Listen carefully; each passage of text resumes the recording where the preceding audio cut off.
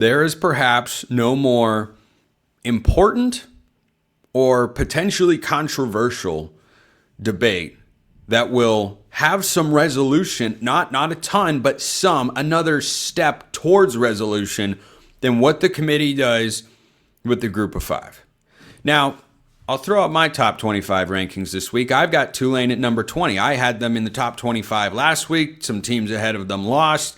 Tulane won, so they are there. But as I've said before, 19 to 25, there are not a lot of great resumes. There are a lot of flaws. My 19 to 25 is Virginia, Tulane, Nebraska, Tennessee, Washington, Houston, who's 8-2. Don't sleep on the Cougs. They could make the Big 12 championship game. And Illinois. Like, there are a lot of flaws. I'm not going to push back on anything criticism-wise you have to say with regards to those particular schools. Now, what I criticized last week was not, I picked South Florida to win at Navy last week. It was not South Florida as a team. It was the South Florida resume. I argued that Tulane's resume was better than South Florida's. I was not coming on here and saying, man, Tulane is so much better in South Florida. Bulls fans are being ridiculous. So I'm not coming on here to take that victory lap. I picked South Florida to win the game. I'm more than a little surprised that they were not able to take care. I know Blake Horvath was back for Navy, but man, 41 points, not great for the South Florida defense. I had their offensive point total right. I just overvalued what they were able to do defensively. I had 38-20 South Florida, and lo and behold, it was 41-20 or 41-38. Navy wins, snaps a 2-game losing skid. So I don't think this is going to put Navy into the conversation as much as it takes South Florida out of the conversation. The problem that Navy has is Notre Dame beat them 49-10, North Texas beat them 31-17. So even in their own conference, unless they were to wind up with a rematch against North Texas, which is entirely possible in the American Championship game, then you are not going to have Navy making the college football playoff. But if they win a rematch, that revenge fact, yeah, then I could see it. But without that, if Navy matches up, and I won't say it's impossible, I just don't think it's quite as likely from the committee. If they were to match up with Tulane and win, maybe they would have no choice. But maybe, and I don't take any joy in saying this because I'm not about it, and I'm not attempting. I'm going to sound like I'm hating on the Dukes, but I am so passionately anti-James Madison making the playoff. Very staunchly against. Of the group of 5 conferences out there, the Sun Belt is third. And yeah, JMU looks like a team that'll go unbeaten. They have Washington State at home this week. You shouldn't sleep on the Cougs. Jimmy Rogers doing a good job. I want Washington State to win that game so that James Madison is not seen as a viable option to the playoff.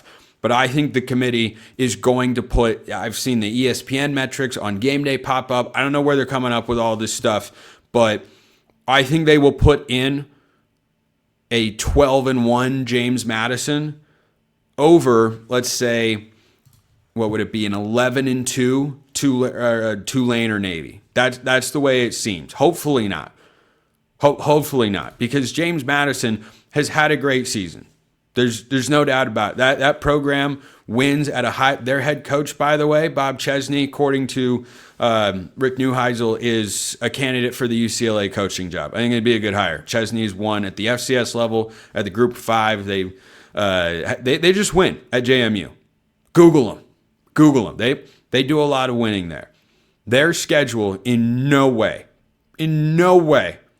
from a competitive standpoint, is close, in my view, to what the American Conference schools have gone through. Here are the opponents James Madison has played this year, but their record looks really good. Weber State, they won 45-10. They went at Louisville. They were decently competitive in that game. Not the worst Power 4 loss. The only issue is Louisville's not a ranked team. Tulane, they lost their Power 4 game. South Florida, before they lost over the weekend, they lost to a Power 4 team and got beat pretty soundly. Sorry, my brain went into overdrive right there. That's how passionate I am about this. Then it was Liberty, Georgia Southern, Georgia State, Louisiana, Old Dominion, Texas State, Marshall, Appalachian State. Now, only one of those games has been a one-possession contest, so you have to give them credit for that. I'm not saying James Madison can't be in the running, but the lack of it, and Washington State is not a Power 4 team, not this year. And frankly, I don't know when I'll view them that way going forward. I take no joy in saying that. I take the opposite of joy in saying that, as a matter of fact. But JMU is the team that, after South Florida going into the weekend, was talked about on all the shows about, well, JMU would be next. It's South Florida, it's JMU, then it's North Texas and Tulane. I'm just sitting here going, no.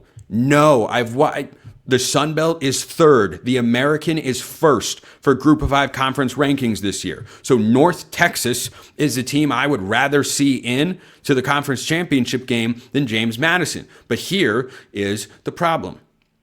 North Texas lost to South Florida by 27, and Tulane lost big to UTSA. But Tulane, of course, has got a pair of Power 4 wins. Northwestern that pushed Michigan over the weekend, and how am I blanking? Goodness gracious.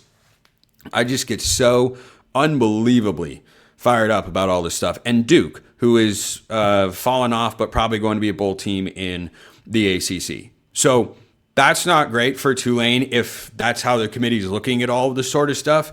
But if the committee is coming off of Navy can't get there because of what their losses are, and they lost to North Texas, and then the big loss to Notre Dame as well.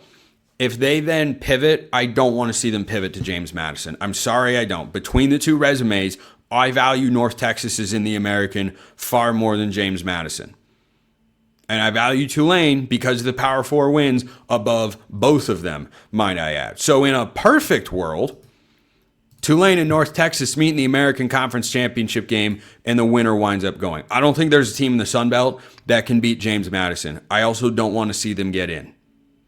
And if you say, well, that's not, you can only play who's on your schedule. Well, since teams get to control their schedules, if you want to go to the playoff, I'm not changing my standard because you didn't necessarily expect that when you made your schedule. You put Louisville on there. Guess what? Tulane manned up and put 3 Power 4s on their schedule in one season.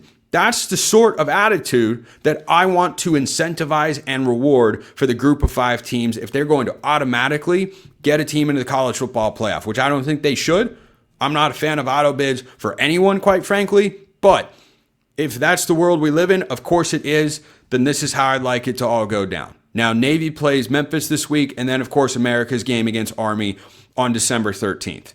If they drop one of those, it gets even more interesting because currently Navy sits atop the American Conference standings they're at 6-1, a half game ahead of games played because they've played more games than Tulane, North Texas. East Carolina's in the East Carolina's not making the playoff.